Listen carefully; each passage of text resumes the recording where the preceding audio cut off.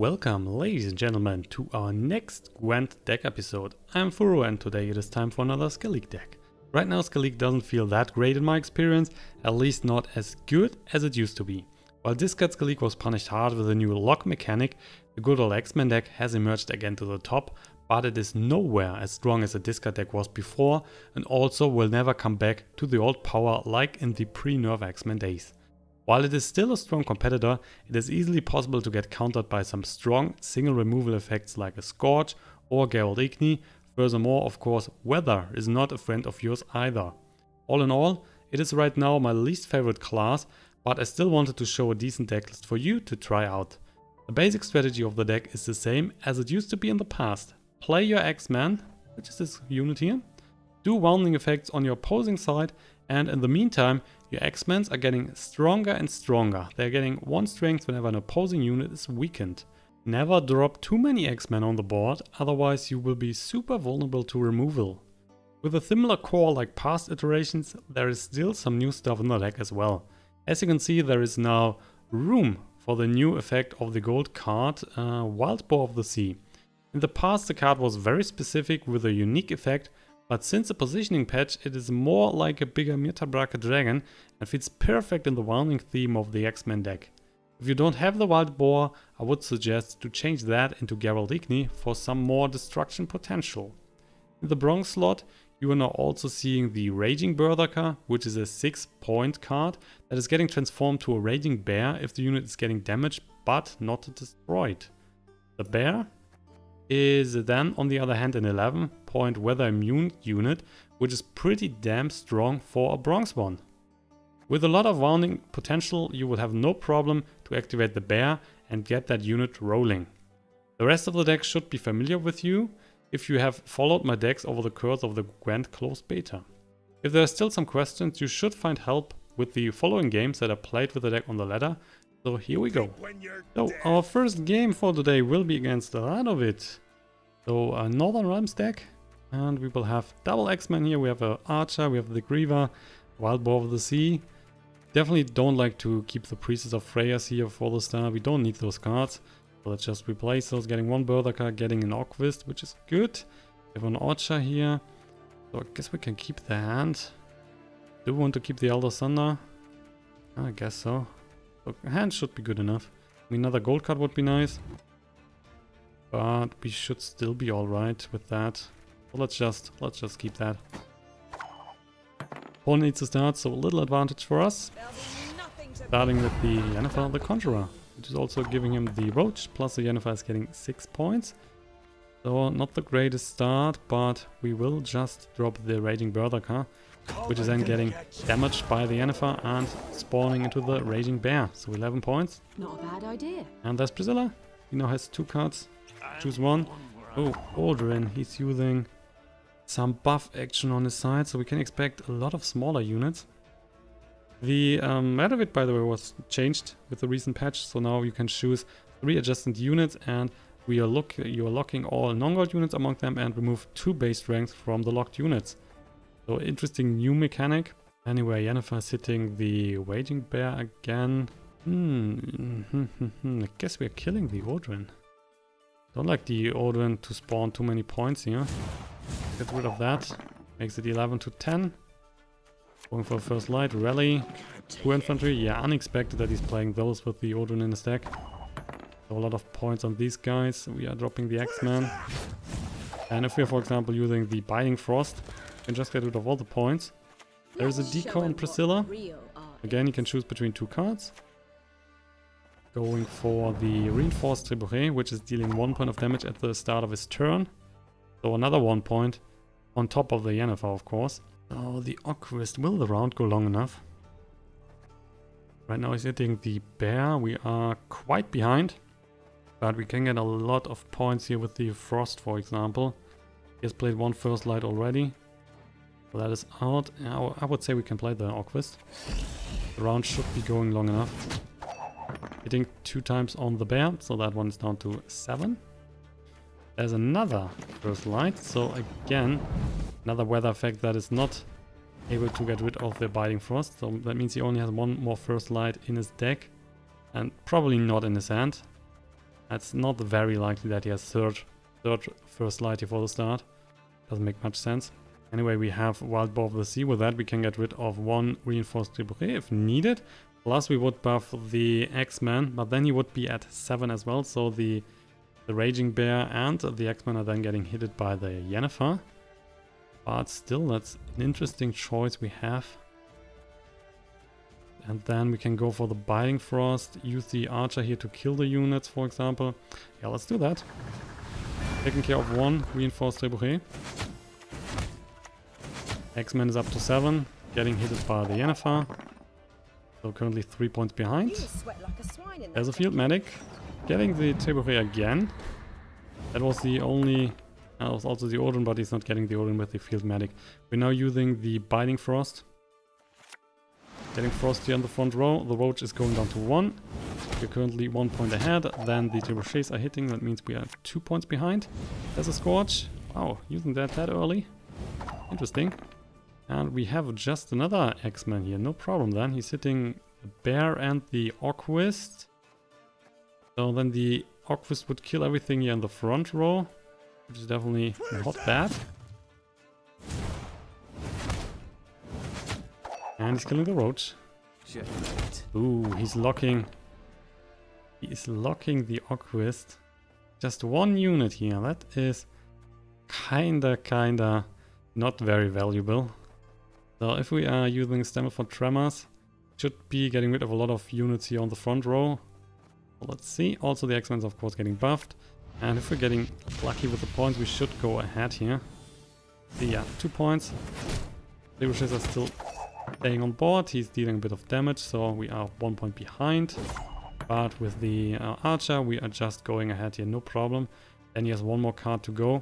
Maybe we could also play Harald the Cripple, but that is definitely a stronger unit in combination, stronger effect in combination with the X-Men. So we're going for the Archer. Now let's take down these and hit the Priscilla. Means 26 to 16, dealing again damage with the trebuchets. So 16 to 23, we will just pass now. Have 1 card disadvantage, but our units are getting stronger for the second and third round, so we should be fine.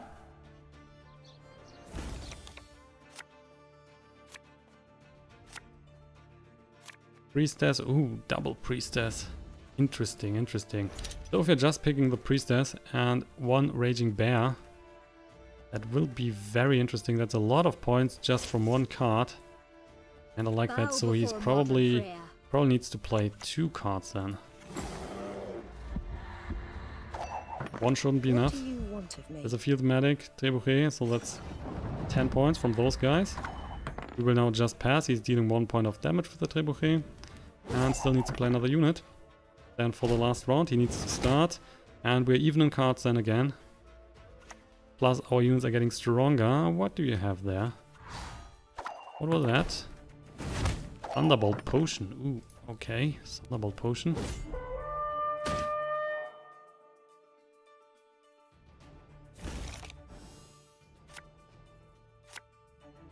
And another Stammelford Tremors. Plus the last Trebuchet. Let's see. We could use the Reaver here to get the Orquist back on the board. But problem with that is of course that the Orquist needs a few rounds. And we can't get that going. That is too far off with the cards we have currently in hand. But what we can do is just get... we can just pick up an X-Men here. Let's see, we have them for Tremors, we have the Harald the Cripple. Should give us the most points. Let's pick up 1 X-Men, which is currently 6 points. Tribouret is hitting X-Men, so we have double 5s. Field Medic, oh, it's just getting the Tribuchets again and again. Seriously not bad. He's probably not playing any weather effects, let's see. Also, how many gold cards? So far, Yennefer is the only gold card he has played. But if he has, for example, Geralt Igni, if we are using the Priestess right now and the Tribuchets are not hitting the right targets, we should be able to keep the X-Men alive. And then we can just use Harald the Cripple and the other AoE effect.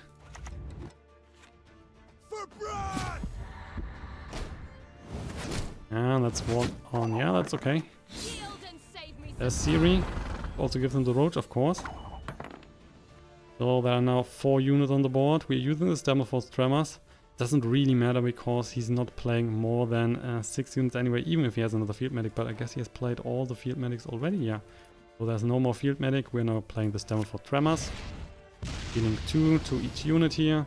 Buffing the Axeman, of course. And there you... Okay, if he has Geraldini, that's fine. Scorch would be very dangerous. There is Geraldini. So that's 25 to 24 points. With Harald the Cripple, we are getting rid of the remaining points and winning the game. Our second game is Nilfgaard enemy. That's interesting. We have not that great of a start here. We have the Roach, we have the Stammelfords and double Priestess. Don't need the Priestess, so let's redraw that. We're getting the Archer, which we could save. We could also just change that. Definitely not interested in going for the Roach. Probably. Let's drop one Tremor here and let's drop the Roach. Yeah, let's do that. Getting Alzur Sunder and we are getting another X-Men. So 2 X-Mens, no Raging Berserker for the start. Which is not that great, of course. But Yennefer's good, Orquist is good. He has an Imperial Brigade, so he's playing with some spies, I would assume. Highly likely. And we will start here with the Orquist. I'm most likely going for the X-Men.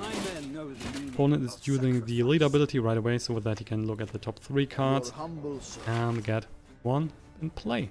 Going for the Mercenary, he can look at the top 2 Bronze cards and choose 1. The other one is getting randomly in his deck. He's going for the Ambassador, which is buffing the Imperial Brigade to 22 points, which is a lot. Definitely, that's a lot. But we also have the Binding Frost here, so should be alright. You can just use the Frost and all the points from the Brigade are going away. So let's see, we're going for the Donna Nidar. Getting another card, which is the Berserker. Yeah, why not? Let's pick that. Good in combination with the Binding Frost. Let us see. Candarella. We can draw another card. Plus the Imperial Brigade here is getting buffed, of course. Raging Berserker is coming now. And another Brigade. So we will now need to play the Binding Frost. So we're not getting the points on the X-Men when the Orquist is getting hit, but that should be still alright. We are interested right now in killing the Brigades. So if he has no First Light in his hand, these are going down. Plus he's losing a lot of points. So that would be the perfect outcome. So hopefully there's no First Light. And there is none really, but he's buffing those 2 guys again because of the Joachim, which is a spy card. And the Nausicaa Brigade is coming, which is killing the Mercenary, yeah. So up to 17 points. Another huge unit there. Orquist is getting his effect, so that's 4 damage on the side. We can now use the X-Men if we need. And then play some more buff stuff.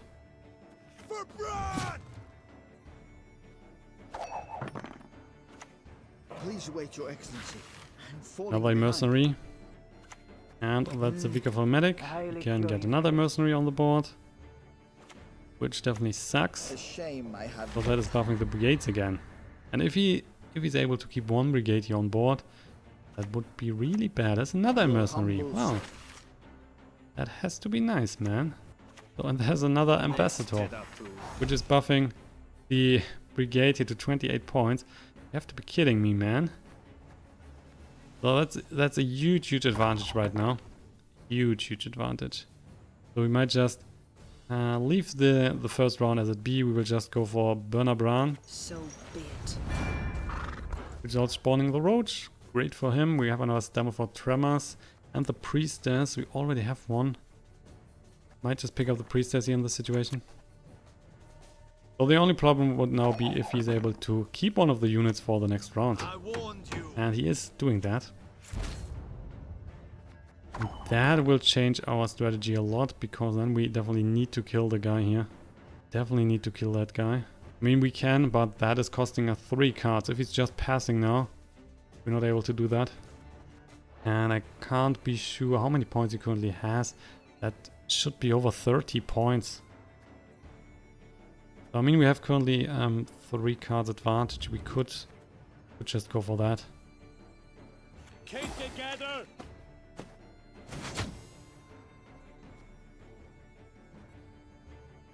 So if he's passing, we are definitely clearing the brigade. So, how are things? King of Beggars. Wow. That is devastating. He's also keeping the 27 points. Which is a lot. So it looks like we need to win the round here. Otherwise we are out more or less. Because if we're not winning this round, he has too many points for the next round. So that is not working. We could go double Axeman. So with double Axeman we're getting a lot of points here. That good enough? We will have to wait and see. As Minoko, and he's destroying all opposing spy units, so we're losing a lot of points. We're now going for the Harald the Cripple. He's losing a lot of points. We're getting a lot because of the X-Mans. It shouldn't be enough right now to go ahead. So as you can see, we're still 30 points behind. But the brigade here right now is now at 7 points. So the Alzur Thunder is definitely good enough for a kill. And he's only keeping the 25 points. With the Stammelford Tremors, we might also be... We still have 2 cards advantage. So if we play the Stammelford Tremors, it will be 12 points. Or could be 12 points, could also be only 10 points. Plus these are getting buffed by 6 each. So that's 12. And he's losing 12. Still not good enough, but we are using the Alzur Thunder first. And then the Tremor. Then we are going ahead here.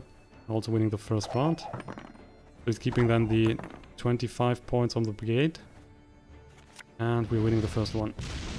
That should be good. So as you can see, 2 points ahead. And let's pass here. Give me the pass button, please. I mean, we're even on cards. And we can just pass. And he's winning the round. That's okay. He has played two resilience units here. So there shouldn't be a third one. That would be sick if he's playing 3 combat engineers. Oh no, don't give me the roach. I don't like the roach in the situation, of course. We want to get that from the deck. Anyway, let's just pass. 23 points on the board. So a huge advantage. There's no way that we can get over that. At least for now. But having the Yennefer for the last round should be good if we can then get some X-Men on the board. Also an archer.